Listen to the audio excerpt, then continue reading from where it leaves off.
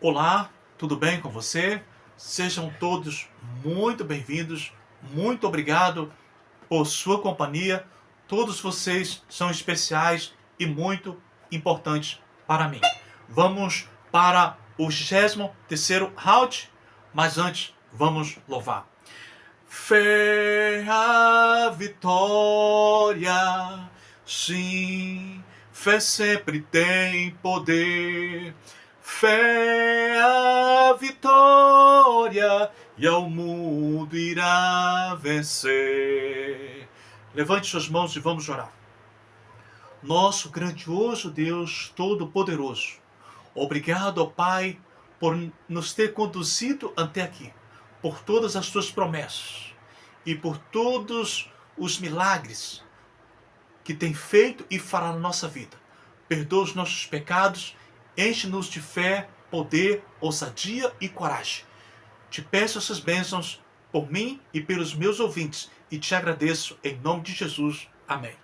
Glória, glória, glória, glória a Deus. Então, falando de fé hoje, o tema é fé. Qual é o tamanho de sua fé?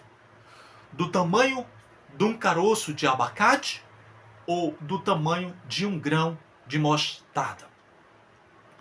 Ou de nenhuma dessas opções? Jesus, quando andou aqui na terra, no meio do seu povo, ele não encontrou fé. Jesus constantemente estava falando da dureza do coração do seu povo, da cegueira do seu povo e da incredulidade do seu povo. Todos os 12 discípulos eram de descendentes de judeus. E quando eles enfrentaram a tempestade com Jesus, que Jesus dormia, ao levantar, Jesus repreende a tempestade e diz para os seus discípulos: por que sois tímidos, homens de pequena fé? Então, ao dizer isso, Jesus está dizendo que eles tinham uma fé tímida. Mais adiante, quando eles vão expulsar demônios e voltam derrotados, sem conseguir, e pergunta para Jesus por que não conseguiu, Jesus fala: por causa da pequenez da vossa fé. Então, ao dizer isso, Jesus chama a fé deles de minúscula. E quando Jesus diz que eles não tinham fé nem do tamanho de um grão de mostarda, porque se eles tivessem, eles transportariam até montes, Jesus aqui está dizendo que a fé deles era invisível. Ao contrário do centurião, quando foi em busca de Jesus para receber um milagre, que ele diz: mande apenas uma palavra e um milagre irá acontecer. Jesus diz para a sua multidão e para os seus discípulos assim: nem no meio do meu povo Israel achei fé como esta. Falando aqui de um gentil. Da mulher cananeia, quando vai em procura de Jesus para receber um milagre em prol da sua filha, em favor da sua filha, e, entre aspas, chamar aquela mulher de cadela, por dizer que não é certo tirar o pão dos filhos para lançar aos cachorrinhos. Aquela mulher, de forma humilde, constante e perseverante, diz para Jesus: mas os cachorrinhos também comem das migalhas que caem da mesa dos seus senhores. E Jesus aqui chama a fé daquela mulher de gigante, de grande. Então, a fé que não foi encontrada no meio do seu povo, Jesus encontrou no meio dos gentios. E é tão assim ridícula a fé dos discípulos de Jesus que mesmo depois de Jesus morrer e ressuscitar e aparecer para eles em carne e osso, Tomé,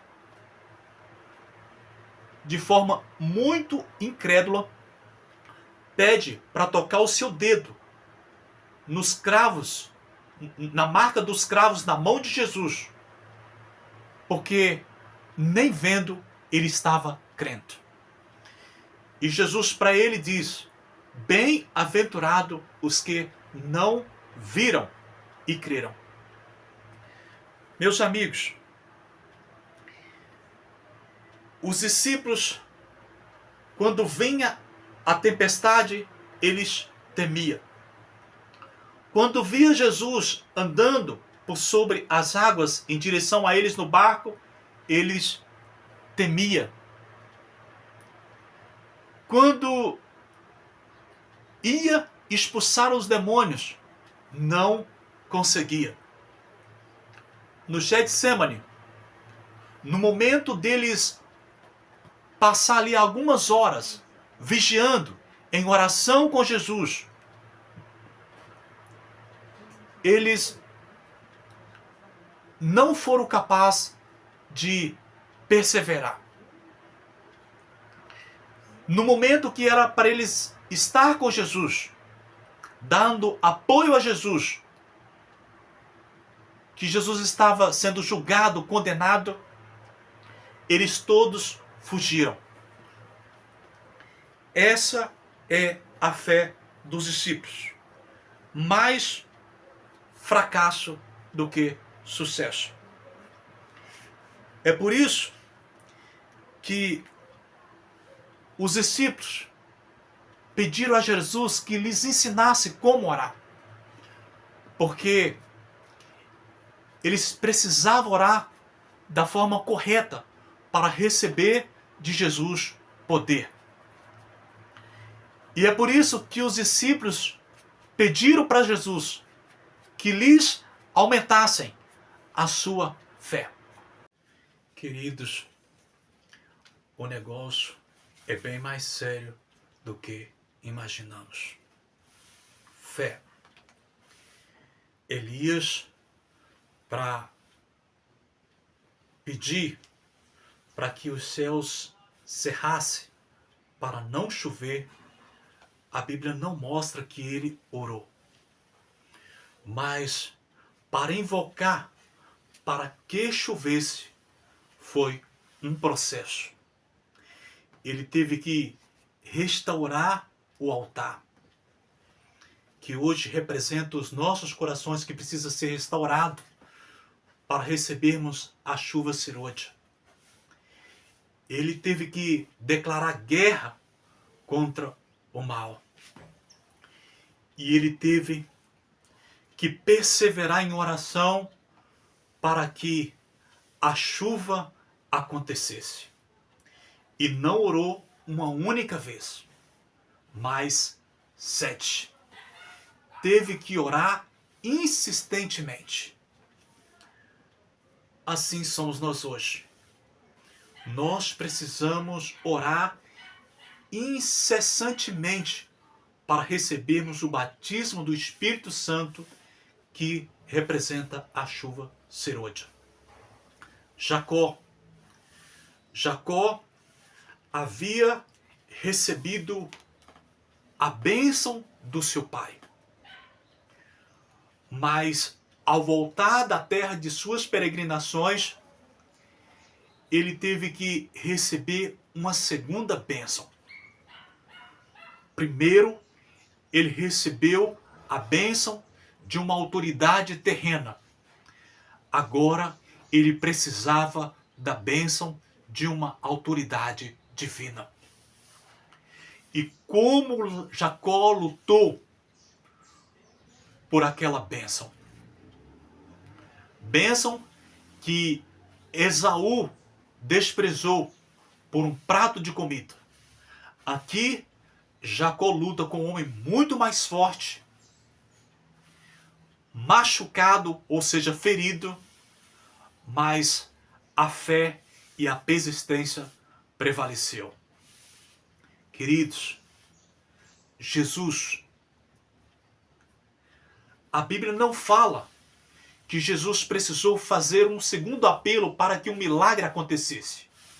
Orar, implorar. Jesus repreendia o mal e os milagres aconteciam de imediato, prontamente. Mas no Getsemane, buscando poder para enfrentar a cruz, para beber o cálice amargo que teria de beber, Jesus, em poucas horas, ora 3 vezes para receber a tão preciosa unção para triunfar na batalha final de sua história terrestre. Ele teve que prostrar diante de Deus, clamar, perseverar e persistir. Queridos, os discípulos, eles viveram uma sequência de fracassos.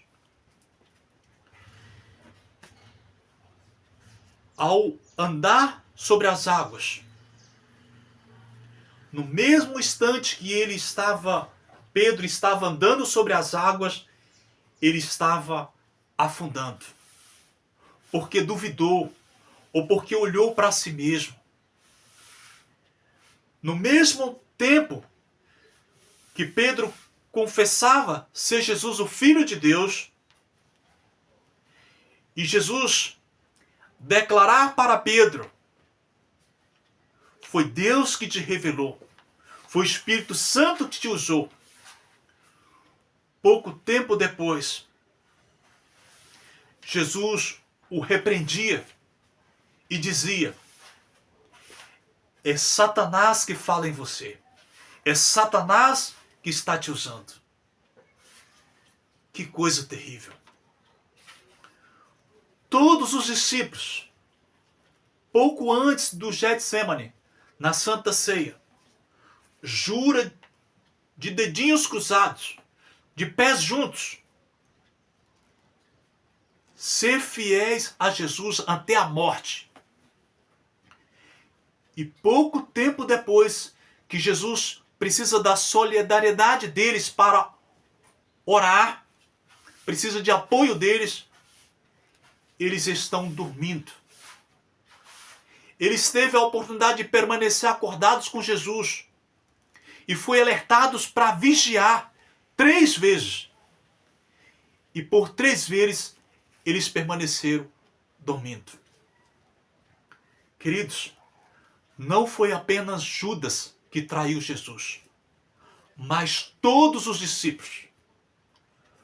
Porque Jesus disse que todos eles o negariam. E negar Jesus não é trair. Mas, para o caso dos demais discípulos, teve solução. E para o caso de Judas, não. Queridos, o que nos faz hoje, eu e você, achar que nós somos mais fortes e melhores do que os discípulos? Eles que estavam na companhia do Salvador, que testemunharam milagres extraordinários, que Jesus estava sempre intercedendo por eles, tiveram aquela sequência de altos e baixos. Imagina eu e você. Só venceremos pela graça. Precisamos, meus amigos, lutar como vencedores. Jacó já nasceu lutando para vencer. numa passagem estreita, nasceu segurando o calcanhar do seu irmão. As nossas decisões hoje determinam como será o nosso futuro. Meus queridos,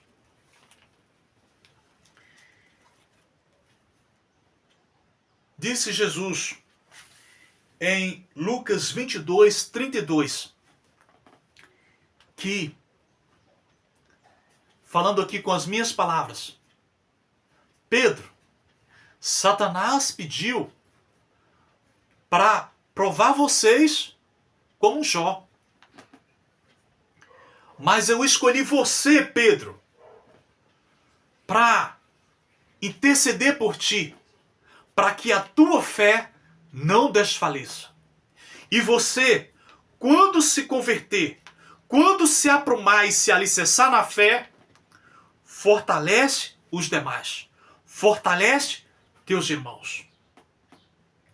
Queridos,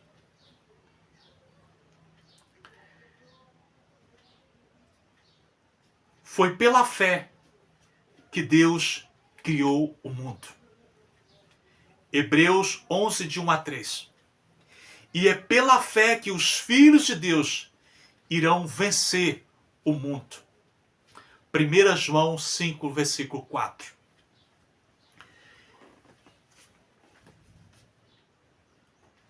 Assim como Jesus intercedeu pela fé de Pedro, Jesus está hoje no santuário celestial à direita do Pai, intercedendo pela minha e pela a sua fé.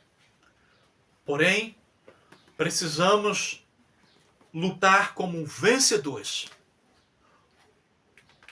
Lutar como Jacó, como Elias, como o próprio Jesus no Getsemane, e travar batalhas espirituais com Deus, batalhando varonilmente. Que Deus fortaleça a minha fé e a sua fé, porque a fé será algo escasso nos últimos dias. Jesus, no livro de Lucas 18, versículo 8, ele disse: quando vier o Filho do Homem, achará fé na terra? Ali ele cita a história, ou uma parábola, não me lembro, de uma viúva que tinha uma causa e procurou um juiz corrupto que não respeitava nem homens e nem ao próprio Deus. Mas aquela viúva importunou tanto aquele juiz que ele falou: olha, não temo nem homens nem a Deus, mas para essa mulher não ficar me importunando, eu vou julgar a causa dela. A persistência daquela viúva venceu. E a nossa persistência será a nossa vitória. Repito, como Jacó, como Elias, como Jesus no Getsemane e como essa viúva, precisamos ser persistentes nas nossas batalhas espirituais. E então alcançaremos a vitória. Como o apóstolo Paulo disse: eu me reduzo à escravidão, me afadigando, trabalhando noite e dia, lutando com meta, com objetivo, correndo para alcançar